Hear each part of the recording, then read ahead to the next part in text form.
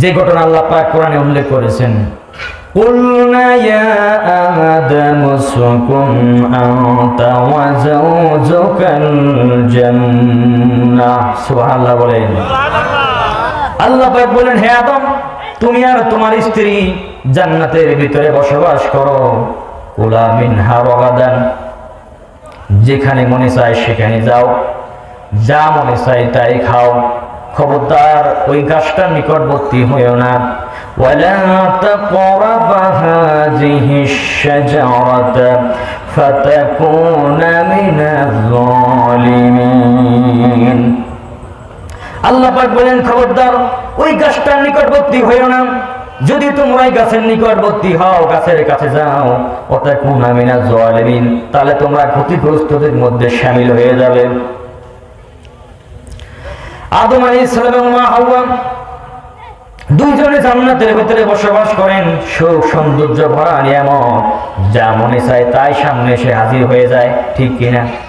জান্নাতের বর্ণনা আপনারা জানেন কিনা? নিয়ামতে ভরা জান্নাত।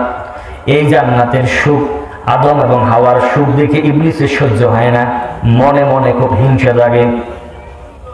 দেখবেন আমাদের সমাজে কিছু মানুষ আছে, প্রতিবেশী যদি ভালো খায়, ভালো চলে, তার সহ্য হয় না, হিংসা জাগে, আছে কিনা?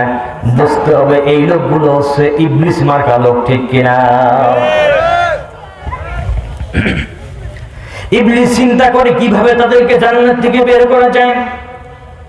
সে তো জান্নাতে ঢুকতে পারে না, তার ঢোকার কোনো পারমিশন নাই। জান্নাত থেকে একদিন একটা ময়ূর পাখি, চিনেন কিনা আপনারা? ময়ূর পাখি জান্নাত থেকে বের হয়েছে, বের হয়ে একটা সাপ ধরে নিয়ে গেছে। সাপটা যখন ধরছে, সাপটা হা করছে, ইবলিস মিশে গিয়ে সাপের মুখের মধ্যে ঢুকছে। ময়ূর জান্নাতের ভিতরে ঢুকে সাপটাকে যখন মুখ থেকে বের করছে, ইবলিসও মুখ থেকে বের হয়েছে।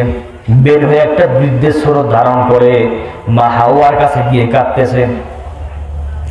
মা হাওয়া জিজ্ঞেস করলেন, ও বুড়ে বেটা, কাঁদেন কেন, কি হয়েছে আপনার? ইবলিস বলে, আমি তো আমার জন্য কাঁদি না, তোমাদের জন্য কাঁদি। চিন্তা করছেন কত দর? আমার জন্য কাঁদি না, তোমাদের জন্য কাঁদি। কারণ কি? তোমরা জান্নাতে থাকতে পারবা না, খুব শীঘ্রই বের করে দেওয়া হবে। দেখবেন আমাদের সমাজে কিছু নেতা আছে, নির্বাচন যখন আসে তখন বলে, আমি তো আমার জন্য কিছু করি নাই, সারা জীবন সব কিছু আপনাদের জন্য করে গেছি, জীবনটা আপনাদের জন্য উৎসর্গ করে দিয়েছি। বুঝতে হবে এই নেতাগুলো হচ্ছে ইবলিস মার্কা নেতা, ঠিক কিনা?